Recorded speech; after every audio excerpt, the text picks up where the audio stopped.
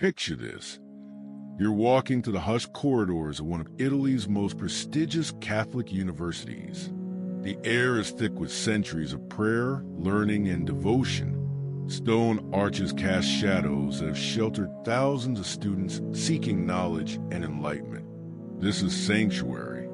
This is safety. But what happens when that sanctuary becomes a slaughterhouse? What happens when the very walls that were meant to protect become witnesses to unspeakable horror? Welcome back to Mind's Abyss. I'm your guide to the darkest corners of the human psyche, and today we're traveling to Milan, Italy, in the summer of 1971, where a young woman's simple errand would become her final act on this earth. Her name was Simonetta Ferrero. She was 26 years old. She was everything a Catholic family could hope for in a daughter: devout, brilliant, kind. She had her whole life ahead of her. In just hours, she was supposed to board a plane to Corsica for a family vacation. Instead, she would be found in a pool of her own blood, her body bearing the marks of a frenzied, savage attack that defied all logic, all motive, all understanding. This is the story of the Cattolica murder, a case that has haunted Italy for over 50 years, a mystery that exposes the terrifying truth that evil can strike anywhere, anytime, even in the holiest of places. To understand the horror of what happened to Simonetta Ferrero, we must first understand who she was. Because in psychology of murder, the victim often holds the key to understanding the mind of the killer. Simonetta, or Money, as her family lovingly called her, was what Italians would describe as a brava ragazza, a good girl, but not just good, perfect, almost unnaturally so for a young woman in 1971. Think about it. This was the era of social revolution. Students across Europe were challenging authority, experimenting with new freedoms, rebelling against tradition. The world was changing rapidly, and young people were at the forefront of that change. But not Simonetta. At 26, she still lived with her parents and two sisters in their modest apartment on Via Sapo in Milan. She attended Mass regularly. She volunteered as a Red Cross nurse and worked with the poor as a Lady of St. Vincent. She was the niece of a Monsignor. For crying out loud, her academic brilliance was undeniable. She had graduated with honors in political science from a Catholic university itself, writing her thesis on constitutional law in England. Her professors described her work as exceptional. Her employer at Montedison, one of Italy's largest industrial conglomerates, spoke of her with reverence. At just 26, she was head of graduate recruitment, responsible for selecting the brightest minds to join the company. But here's what's fascinating from a psychological perspective. Simonetta's life was almost too perfect, too controlled, too predictable. Her romantic life? Practically non-existent. A brief courtship with a man named Roberto in 1966 that went nowhere, though they remained friends. The investigators found no secret lovers, no hidden relationships, no romantic drama whatsoever. Her social life? Structured around church, work, and family. She belonged to a Catholic film club. She spent her evenings doing charity work or studying. Even her leisure activities were wholesome and supervised. Now, I'm not suggesting that living a virtuous life is somehow suspicious. But when we examine criminal psychology, we often find that victims of seemingly random violence are chosen for very specific reasons. Sometimes it's opportunity. Sometimes it's symbolism. Sometimes it's the very purity that attracts the darkness. Because there's something about innocence that can drive certain minds to destruction. The same way a beautiful painting might compel a vandal to slash it, or a peaceful garden might trigger someone to set it ablaze. We see this pattern in many unsolved cases. The victim represents something the killer either desperately wants but cannot have, or something they fundamentally hate about themselves or the world around them. Was Simonetta chosen randomly, or was she chosen precisely because of who she was? Saturday, July 24th, 1971. A sweltering summer day in Milan. The city was half empty, as Italians had already begun their traditional August exodus to the seaside and mountains. Simonetta woke up that morning with vacation on her mind. That evening, she would join her family on a flight to Corsica for 2 weeks of well-deserved rest. She had planned a simple day, run a few errands, get a waxing appointment for the beach, and pack. She dressed in a light blue dress with small floral patterns. Feminine, modest, appropriate for a good Catholic girl. Around 10 a.m., she kissed her parents goodbye and stepped out into the Milan heat. But here's where the story takes its first mysterious turn. Simonetta never made it to her planned appointments. The fabric she was supposed to deliver to the upholsterer never delivered. The waxing appointment on Via Dante never kept. Instead, she found herself on Corso Vercelli, purchasing cosmetics. Then she made an unplanned stop near Piazza San Ambrogio, where she bought something rather unusual, a pair of plastic shapewear underwear and an Italian-French dictionary. Now, let's pause here and consider the psychology of these final purchases. The shapewear suggests someone preparing for vacation, perhaps feeling self-conscious about her appearance. Very normal behavior for a young woman about to spend time in a bathing suit. But the dictionary? Why would someone heading to Corsica, a French territory, suddenly need a dictionary on the day of travel?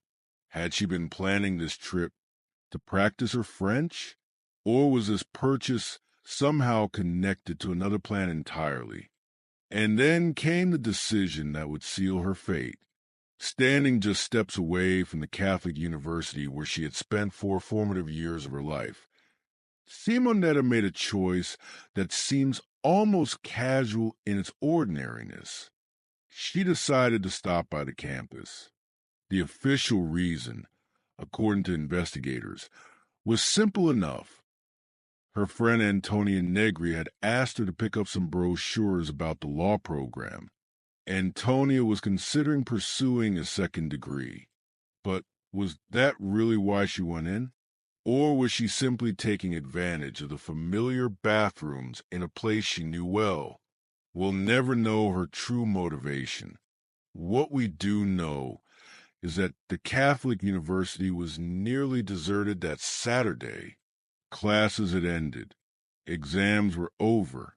Most students had already left for summer break. The only sounds echoing through the stone corridors were the aggressive hammering of construction, workers using pneumatic drills near the G staircase.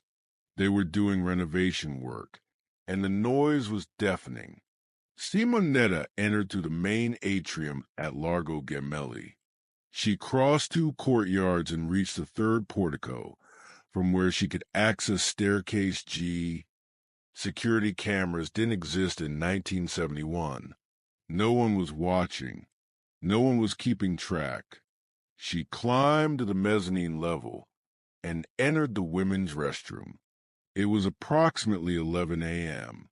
She would never leave that room alive. What happened in those final moments? The forensic evidence tells us a story of unimaginable terror. The attack was not quick. It was not merciful.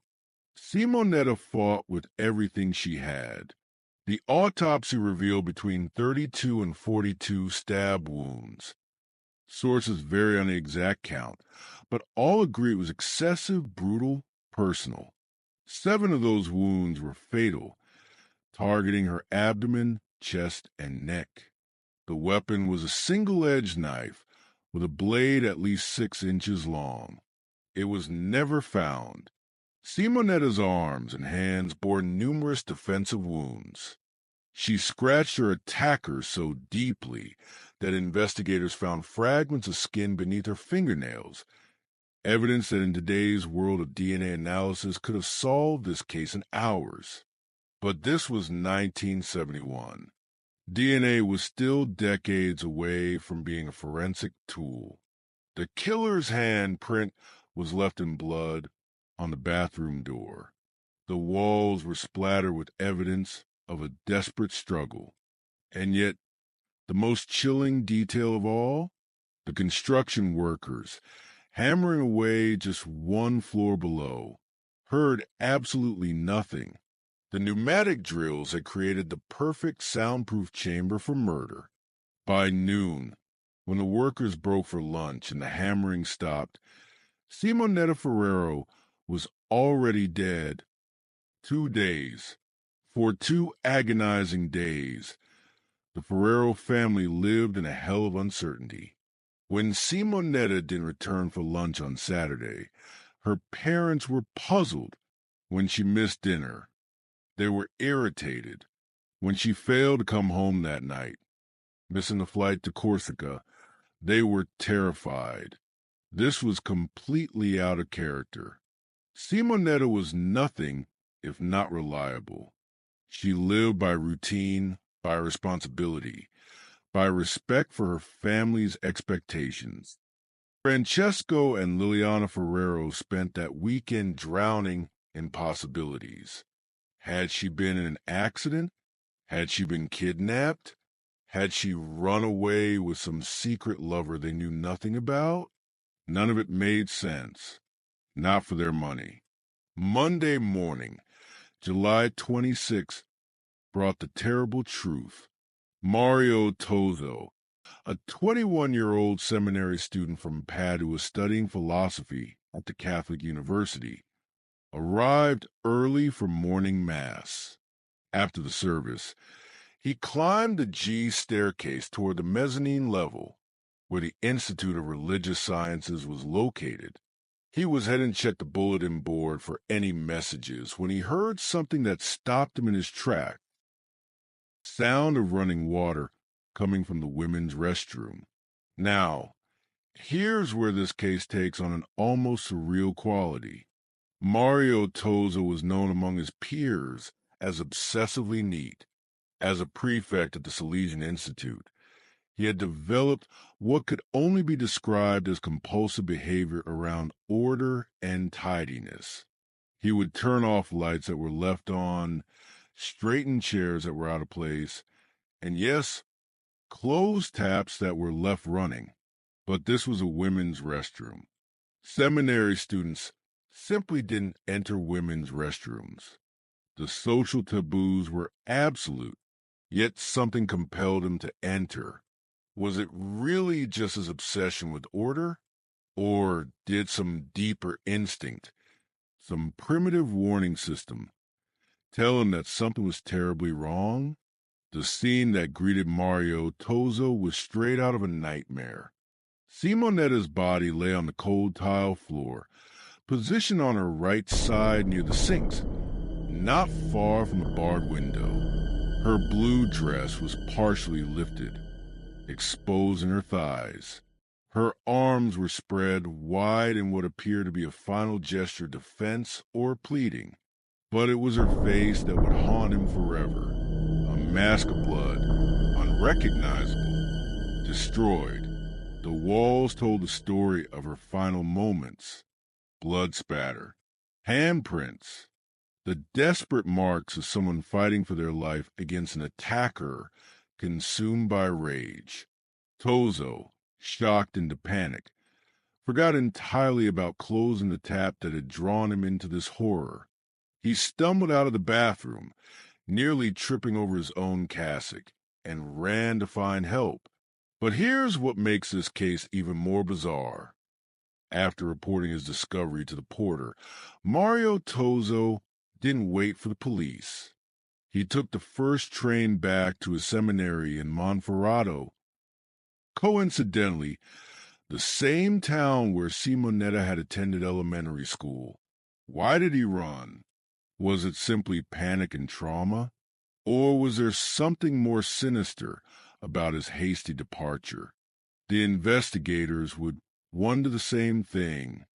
The investigation into Simonetta Ferrero's murder was taken over by Milan's mobile squad, led by Chief Enzo Caracciolo, with Magistrate Ugo Palillo, the same magistrate who had been on duty during the Piazza Fontana bombing, overseeing the case. From the very beginning, this case defied every conventional motive for murder. This wasn't a robbery. Simonetta's gold ring was still on her finger, and her purse contained 300 French francs that she had exchanged for the Corsica trip. This wasn't a sexual assault. The autopsy confirmed that Simonetta had not been raped, and her underwear was intact. So what was it? What drives someone to stab a young woman 40 times in a university bathroom with no apparent motive? The investigators found themselves staring into what I can only describe as a psychological abyss. Their first suspect was obvious. Mario Tozzo, the seminary student who discovered the body. Commissioner Antonino Orlando, who took over the case when his superior left for August vacation, was deeply suspicious of Tozzo's story.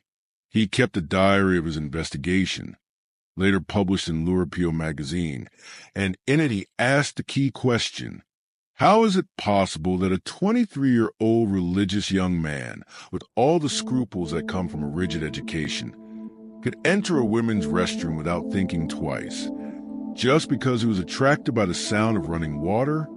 Orlando admitted that he himself, as a professional investigator, would never enter a women's restroom just because of a running tap. So, how could a seminarian? But as they dug deeper into Tozzo's background, a picture emerged of someone whose obsessive-compulsive tendencies made his actions, while strange, plausible. Colleagues confirmed that he was indeed compulsive about order and tidiness to an almost pathological degree. Without concrete evidence linking him to the murder, Tozzo was eventually cleared. The investigation then turned to what we might call the usual suspects in cases of seemingly motiveless violence: sexual predators and the mentally disturbed. They investigated rejected job candidates from Montedison, thinking perhaps someone Simonetta had turned down for employment might have harbored resentment. Nothing. They looked into strange types who frequented the university. There was talk of a fake naval engineer in his 40s who bothered female students, a 25-year-old man who verbally harassed young women, a commuter student on the Milan-Serrano line who carried a knife and made disturbing comments about female students. Over 300 people were questioned. None led anywhere. But the most intriguing suspect was another seminarian named Giuseppe, who lived in Seasate and regularly traveled the Serrano-Milan train line. Multiple witnesses described him as having ambiguous behavior and intimidating eyes. He carried a knife that he would ostentatiously clean in public. He followed women. He grabbed one woman's arm at a train station. Most disturbing of all were his diaries, filled with deranged writings about blood, death, axes and hatchets, knives and dynamite. He wrote phrases like "go to kill," "death to all Milanese," "I hate them all forever," and "I hate women." When police searched his home, they found more diaries filled with violent fantasies. But when they tried to interrogate Giuseppe, he was unable to maintain logical conversation. He was clearly mentally ill and was hospitalized. While his file remained technically open, investigators tended to exclude him from serious consideration. Then came the false confessions and the attention seekers that plague every high-profile case. One night, a Catholic University student from the Laurentijo neighborhood knocked on his neighbor's door at 3:30 a.m., begging for help with his remorse over Simonetta's murder. When brought to police headquarters and asked to explain, he began rambling about mathematical concepts and geometric figures. He was sent to a psychiatric hospital. The investigation took increasingly desperate turns. They theorized that the killer might have hidden inside the university after the murder, bleeding and wounded, waiting until Monday to escape among the returning students and staff. A second search of the crime scene revealed small dark stains on the staircase that had been missed in the initial investigation, a potentially embarrassing oversight. But chemical analysis revealed they were just dirty water, not blood. By August 15th, 312 people had been questioned. As Commissioner Orlando noted in his diary, they were back to square one. He pinned his hopes on the scientific laboratory in Rome, where forensic evidence had been sent for analysis. Those hopes would prove futile. Years passed, decades passed. The case grew cold. In 1973, there was briefly renewed hope when police thought they had identified a suspect from university photographs, a 65-year-old former baker who had been selling cigarettes to students and frequenting the university church. He voluntarily turned himself in for questioning, but provided no useful information. Another dead end. In 1994, nearly a quarter century later, there was a final flurry of activity when someone wrote to the police chief claiming that a priest had been molesting female students around the time of the murder. This led to renewed interest in Father Angelo, who had been absent from his residence during the relevant period but had been seen collecting mail on July 24th. Another priest was also investigated, a Venetian who had been a spiritual director at the Catholic University and had been removed following accusations of harassment. But these leads, too, went nowhere. More than 50 years have passed since Simonetta Ferrero was butchered in that bathroom. Her killer has never been found. Justice has never been served. But what can this case tell us about the nature of evil, about the mind that commits such senseless violence? First, we must consider the symbolism of the location. This wasn't just any murder in any bathroom. This was a killing in a Catholic university, a place that represents purity, learning, spiritual growth. The very name Catholic University of the Sacred Heart evokes everything that Simonetta embodied in her short life. Was the killer specifically targeting that symbolism? Was this an attack not just on Simonetta personally, but on everything she represented? The excessive nature of the violence, over 40 stab wounds, speaks to what forensic psychologists call overkill.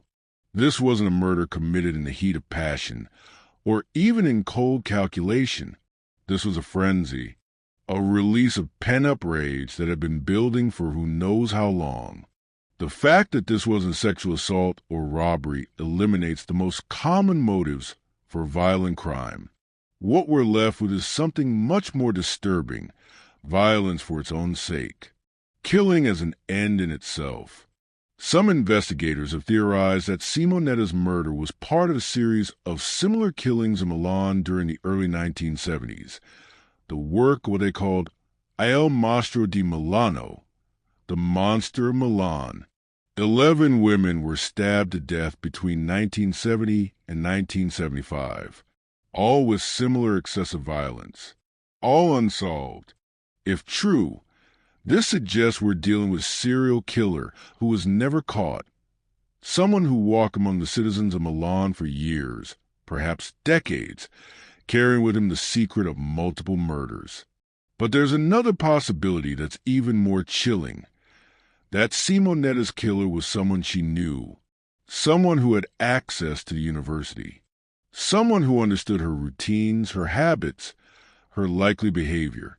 The timing was too perfect, the location too isolated, the method too efficient. Despite its apparent frenzy, could this have been someone from her work at Montedison? A rejected job candidate who had nursed his resentment until it exploded into violence? Could it have been someone from the university itself? A student, a professor, a staff member who had watched her during her 4 years of study and developed an obsession that turned deadly? Or could it have been someone from her religious life? The investigation did uncover evidence of priests who had been removed for inappropriate behavior with female students. The truth is, we may never know. The physical evidence that could solve this case, the skin fragments under Simonetta's fingernails, existed in 1971, but couldn't be properly analyzed until DNA technology was developed decades later. By then, it was too late. What we're left with is a ghost story, the ghost of Simonetta Ferrero, the perfect daughter, who died for no reason anyone could understand, and the ghost of her killer, who walks free somewhere in this world, carrying the memory of what he did on that sweltering July morning. The Catholic University still stands. Students still walk those corridors. And somewhere in those ancient stones, the echoes of Simonetta's final moments remain, a reminder that evil can strike anywhere, anytime, without warning or reason. In the end, perhaps that's the most terrifying truth of all. Sometimes there is no why. Sometimes monsters simply exist, and they hunt and they kill, and they disappear back into the darkness from which they came. The mind's abyss is deeper than we dare imagine, and somewhere in those depths, a killer's secret remains buried. This has been another journey into the mind's abyss. Until next time, remember, the monsters aren't always the ones we see coming.